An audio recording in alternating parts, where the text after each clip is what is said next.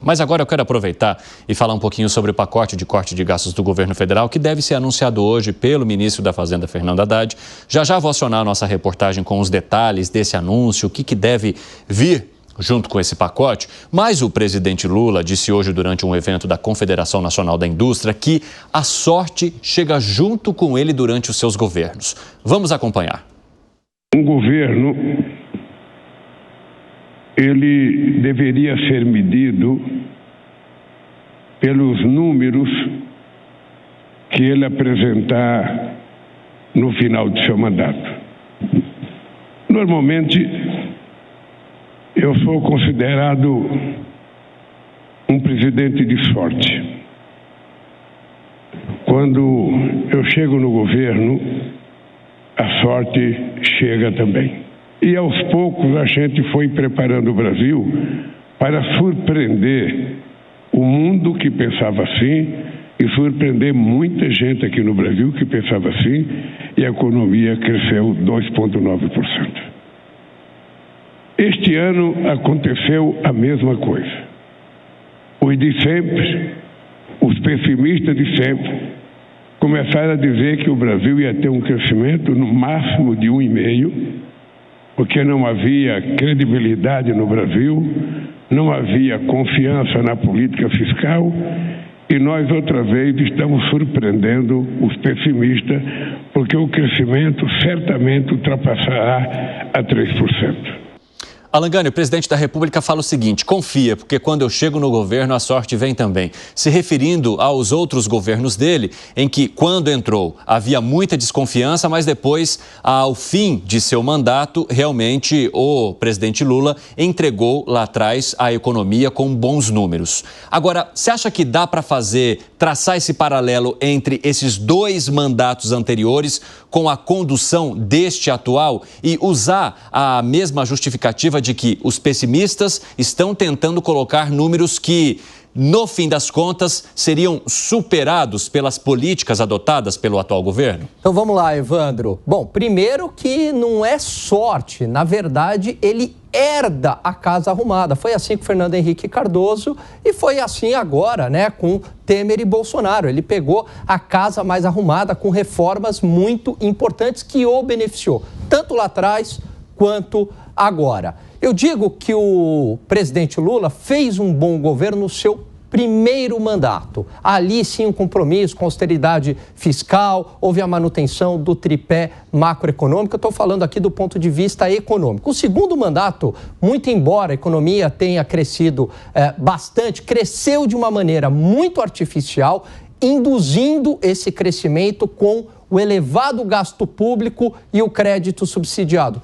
Onde estourou a bomba, Evandro? Governo Dilma. Então eu vejo, segundo mandato do Lula e primeiro governo Dilma, é um mesmo governo, é uma continuação.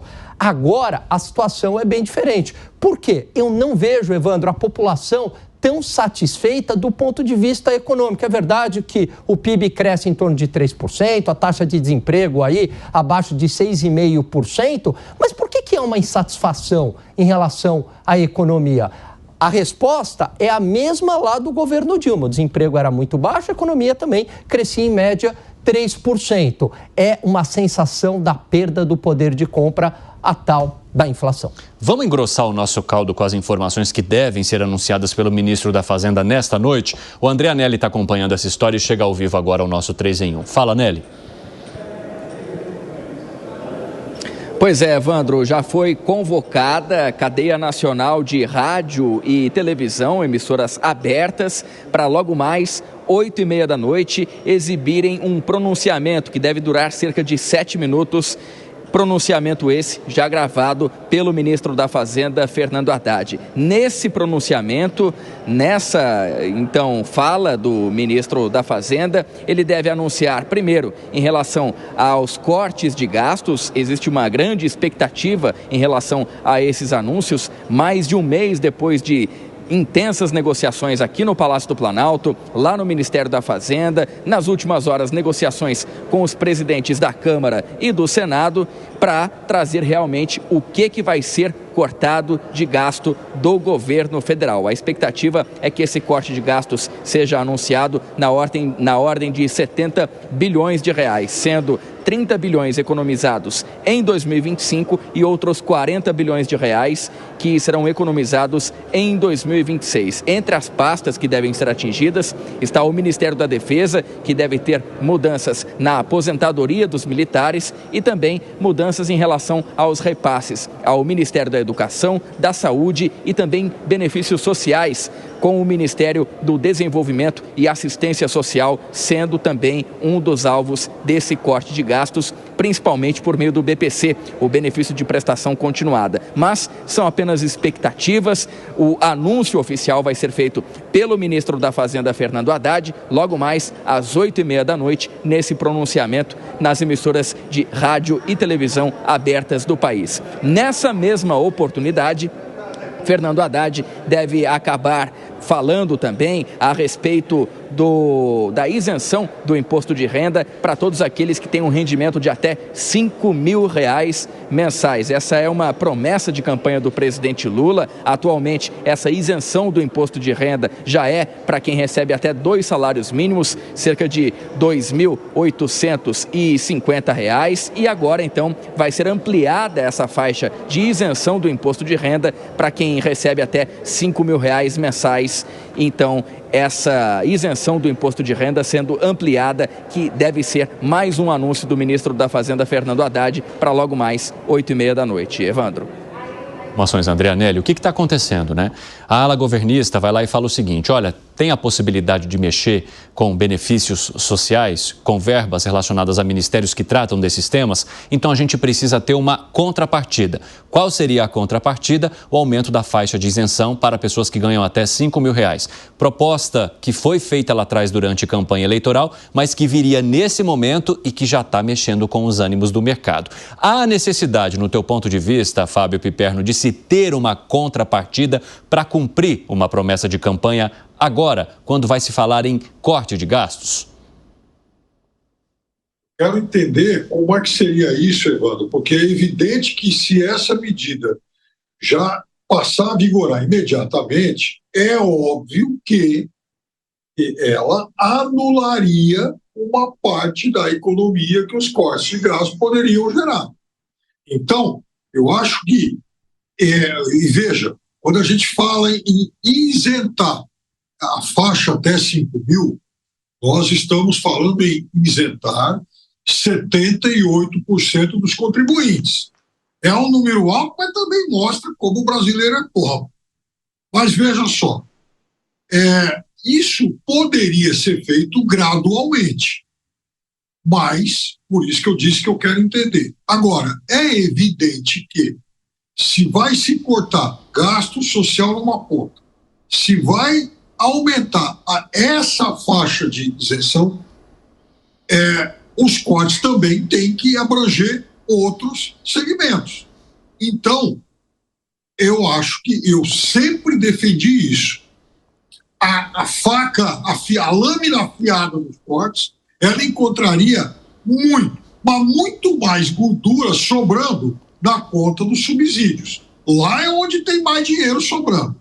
Agora, não é só lá. Então é evidente também que se tem que atacar super salários, e eu não sei porque que o Congresso tem lá um projeto que repousa há muitos anos, aliás eu até sei, né? Mas por que o Congresso não vota isso? Então, assim, ainda tem muitos setores onde tirar. Agora, no caso da valorização do salário mínimo, que é outro ponto extremamente polêmico e debatido, é evidente também que tem uma outra realidade. Eu sou a favor de algum aumento real para o salário mínimo.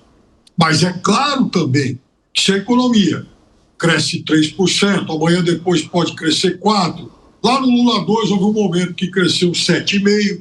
Então, se tudo isso for aplicado à política de valorização do salário mínimo, é óbvio que aí também não vai ter orçamento, não vai ter dinheiro para tudo isso. Por isso, também entendo que a valorização do salário mínimo tem que ter um teto. Fala, Segré. São tantas coisas, Evandrinho, que eu vou tentar organizar as coisas. A primeira... Qualquer coisa eu volto com você mais de uma vez. Vamos. Não, mas eu vou tentar resumir.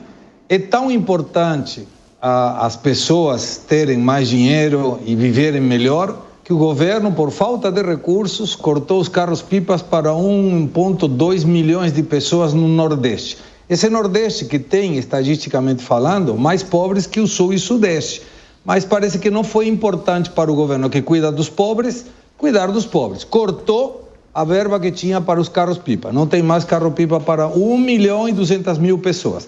Aí vem agora, isenção de imposto de renda. É uma forma de dizer, você que está pagando, então eu, governo, vou deixar que você não pague mais. Qual é a contrapartida? Porque precisa de contrapartida. Isso é renúncia fiscal. E essa renúncia fiscal tem que ter um corte de despesas que estamos falando como prioridade. E sabe aonde vai estar? E assino embaixo, vai ter uma tributação para as grandes fortunas, que provavelmente seja a mais de 8 milhões de reais. Menos de 8 milhões não, porque tem muita gente do governo que declarou que tinha 8. Então, se tiver, vai ser a mais de 8 milhões. Menos de 8 não vai pagar ninguém. E você vê que, para o mercado, esse mercado que o Piper não gosta tanto, da Faria Limer e do Conselho de Itaim, o dólar subiu 1,86% e a bolsa caiu 1,45%. Olha que maravilhoso. Estava todo esperando que tivesse corte de gastos. Corte de gastos é corte gastos. Não é isentar pessoas que não estão pagando para que paguem menos ainda, e não é vou aumentar a tributação. E não se chama corte de gastos. Isso se chama maracutaia econômica. E o mercado reflete nisso. E o governo vai pagar o preço por isso. Fala, Gani. Olha só, tem dois graves problemas aí, Evandro. O primeiro deles, que ao você misturar o corte de gastos com essa isenção até R$5.000 do imposto de renda, você na prática não fez o corte de gastos. Isso teria que ser feito num segundo momento, já com as contas públicas controladas. Mas você dá um sinal de um lado, né? Você dá a mão de um lado e tira do outro. Não vai dar certo, evidentemente, o mercado não é burro. E colocou no preço. Ao colocar no preço, o dólar dispara, as taxas de juros disparam, o risco Brasil dispara e isso se volta contra o governo. Esse é o primeiro ponto. O segundo ponto é que isso pode potencializar a inflação. Por quê? Porque a gente já vive num momento ali praticamente de pleno emprego, com baixa capacidade ociosa, muita capacidade instalada, então qualquer estímulo de demanda, de gasto do governo ou de consumo com isenção tributária vai gerar um processo inflacionário. Diga-se de passagem, uma inflação em curso. A inflação está subindo, a inflação no acumulado 12 meses, IPCA 15, mostrou quanto? 4,77%.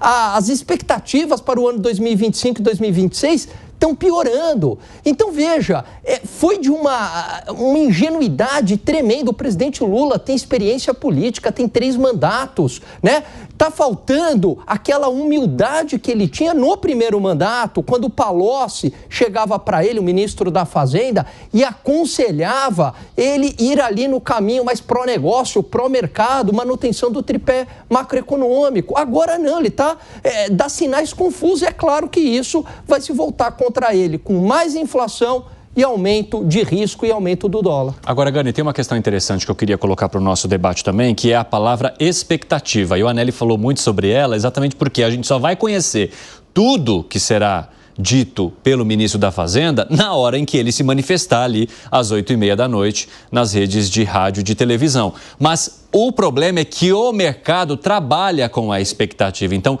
só a possibilidade de se atrelar a essa proposta, o aumento da faixa de renda até R$5.000 no imposto, já fez o dólar subir. Se não me engano, chegou a 5,91, né? Exatamente. O dólar já rompeu a casa dos 5,90. Porque você está olhando o futuro. Quando você faz um investimento, você não está preocupado com o agora, nem tampouco com o passado. Você está preocupado com o futuro. Quando você compra uma ação, na verdade, você está apostando que a empresa vai dar mais lucro, mais fluxo de caixa no futuro. Portanto, o mercado se antecipa. Ele falou, opa, peraí, numa situação de maior risco aqui no Brasil, eu vou correr para uma moeda forte, eu vou correr para o dólar. Então, tem uma força compradora de dólar e eleva o preço do dólar. Só que a elevação do preço do dólar, Evandro, faz efeito econômico aqui no mundo real. Por quê?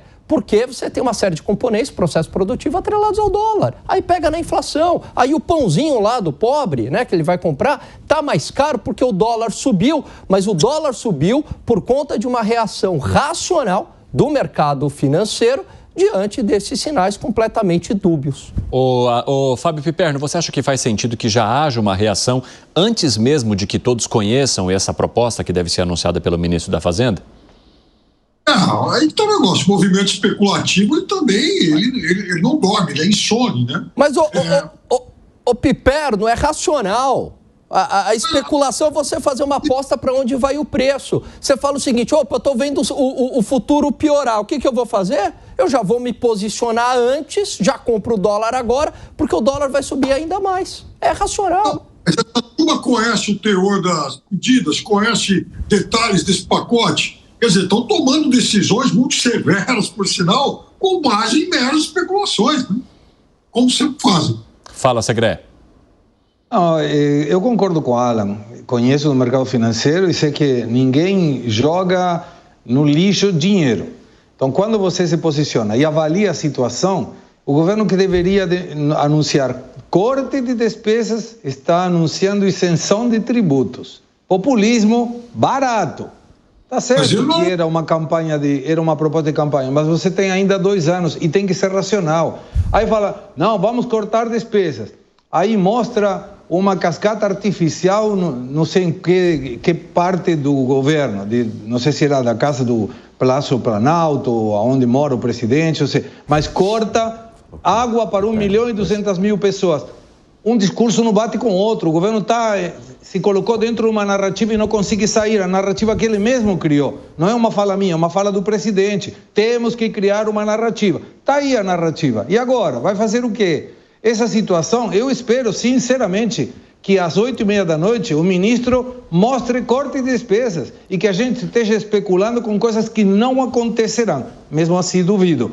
Mas isenção de tributos quando é corte de gastos, uma coisa é contrária à outra. Não tem uma relação de corto despesas, mas aumento as isenções. Ao contrário, teria que ser contrário. Tá, então vamos lá. Então vamos cortar despesa. Não, vamos aumentar a tributação dos que têm mais dinheiro. Não é somaceiro. O governo está gastando nos pobres, mas não está investindo na pobreza para evitá-la no dia de amanhã. E isso é uma conta que vai chegar.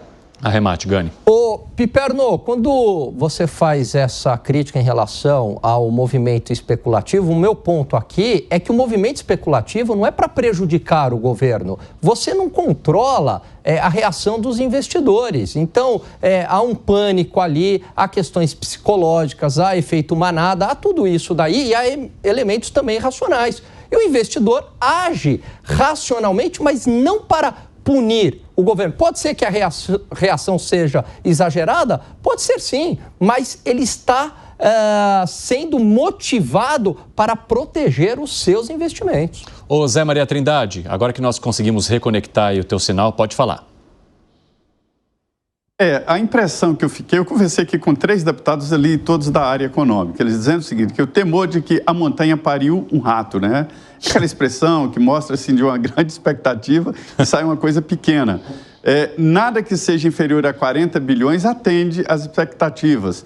Dizem que o governo perdeu tempo ali de esclarecer melhor esse corte de gastos. Mas os presidentes da Câmara e Senado foram chamados, a maior parte desse pacote tem que passar pelo Congresso Nacional e me dizem até deputados de oposição de que o governo nunca teve dificuldades em aprovar a pauta econômica, né?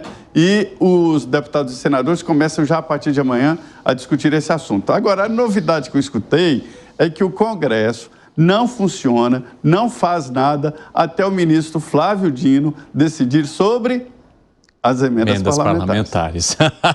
Muito bom, Zé. Ótimo tempero aí para todo esse tema.